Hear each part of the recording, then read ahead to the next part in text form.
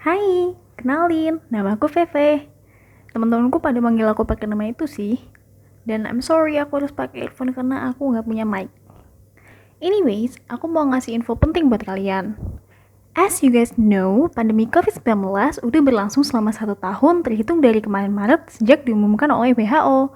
Beberapa pengendalian yang dilakukan yaitu di rumah saja dan social distancing, kalau sekarang lagi PPKM namanya, terus cuci tangan pakai sabun atau pakai hand sanitizer kalau nggak ada tempat cuci tangan, lalu melakukan vaksinasi dan memakai masker yang semua kita lakukan dari tahun kemarin hingga sekarang. Pemerintah di seluruh dunia mewajibkan untuk memakai masker dan penutup wajah lainnya saat berada di luar rumah, terutama di transportasi umum, pusat perbelanjaan, dan tempat kerja yang ada banyak orang. And now, let's read some article, shall we? Ada nih jurnal penelitian yang meninjau dampak penggunaan masker dalam mengendalikan penularan virus pernapasan. Jurnal ini memakai 58 jurnal penelitian lain yang dijadikan referensi. Dan tiap penelitiannya dilakukan di berbagai negara, yaitu China, Amerika Serikat, Kanada, Hong Kong, Korea Selatan, Australia, Jepang, Singapura, Thailand, Vietnam, Prancis, Jerman, Meksiko, dan Arab Saudi. Udah capek duluan gak sih nyebutinnya? Orang-orang yang dijadikan sampel yaitu ada nakes, pasien, dan masyarakat umum dengan berbagai jenis masker yang dipakainya. Dari 58 jurnal penelitian tadi, nggak cuma bahas soal penggunaan masker untuk pencegahan tertularnya virus COVID-19, tapi pencegahan virus-virus pernapasan lain seperti SARS, influenza, dan MERS. Memakai masker dengan benar dan konsisten merupakan langkah penting yang bisa kita lakukan demi menghindari infeksi dan penyebaran COVID-19. Penelitian menunjukkan jika memakai masker dengan benar dapat menyelamatkan lebih banyak nyawa daripada tidak memakai sama sekali. Terlepas dari jenis dan siapa yang memakai masker, masker berfungsi untuk pencegahan ganda, yaitu melindungi diri dari infeksi virus dan melindungi orang lain. Makanya, kalau semua orang memakai masker di tempat umum, hal itu jadi pencegahan ganda terhadap penularan COVID-19. Mengontrol penyebaran COVID-19 dengan sesimpel memakai masker dapat menyelamatkan nyawa seseorang, mencegah kemungkinan diberlakukannya kembali lockdown atau PPKM ini, dan memastikan kalau nakes nggak kewalahan sama kasus COVID-19 yang parah di Ibu Pertiwi. As you know, tiap hari nambah ribuan kasus.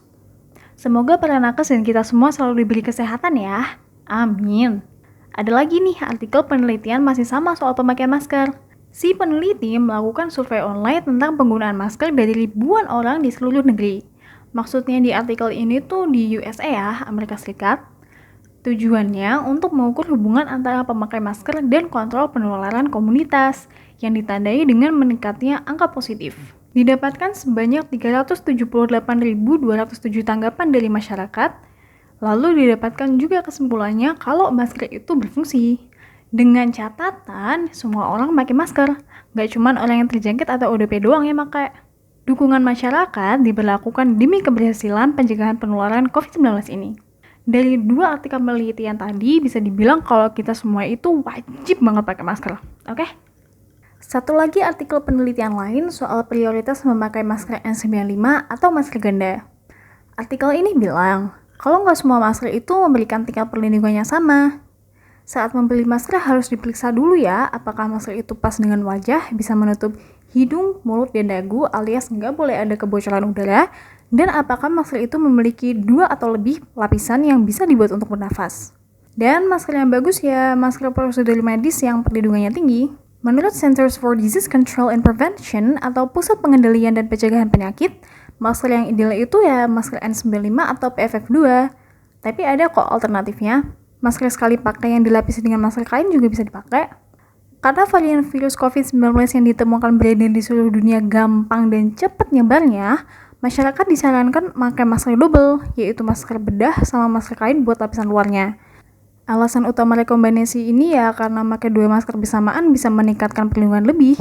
Masih dari artikel yang sama, dijelaskan kalau sekarang tuh udah ada kain yang sifatnya antivirus, bisa nonaktifin virus gitu. All shop di Brazil udah pada jual pakaian, masker, dan kain yang sifatnya antivirus. Nggak tahu sih kalau di toko online ada, coba cek deh. Tapi walaupun sudah memakai pakaian yang terbuat dari kain dengan sifat antivirus, itu nggak menjamin perlindungan total terhadap virus COVID-19. Jadi harus tetap jaga prokes ya. Sampai herd immunity tercapai di Indonesia, memakai masker, social distancing, menghindari keramaian, Dan selalu cuci tangan adalah cara yang sangat efektif untuk menunda penyebaran COVID-19 ini. Lalu, apa sih herd immunity itu? Menurut WHO, herd immunity yang juga dikenal sebagai population immunity atau kekebalan populasi adalah perlindungan tidak langsung dari penyakit menular yang terjadi ketika suatu populasi kebal melalui vaksinasi atau kekebalan tersebut muncul dari infeksi sebelumnya. Jadi, herd immunity bisa terjadi kalau banyak orang yang divaksin atau banyak yang udah sembuh dari COVID. Tapi siapa sih yang mau kena COVID? Dari WHO sendiri mendukung pencapaian herd immunity melalui vaksinasi, bukan dengan membiarkan virusnya menyebar ke semua orang, karena itu akan mengakibatkan kasus dan kematian yang tidak diperlukan. Kalian bisa cek soal herd immunity dan vaksin di websitenya WHO yang udah aku taruh di deskripsi bawah ya. Dari WHO sendiri sih belum mastiin berapa persen populasi yang dibutuhkan agar terciptanya herd immunity di pandemi COVID-19 ini. Tapi WHO juga ngasih tahu kalau herd immunity terhadap campak dibutuhkan sekitar 95% populasi divaksinasi, sedangkan polio dibutuhkan sekitar 80% divaksinasi. Kira-kira untuk COVID-19 berapa persen populasi yang dibutuhkan ya? Yang jelas tinggi deh. Indonesia bahkan jauh di bawah 50% loh yang udah divaksinasi. Makanya, mari kita vaksin. Ya.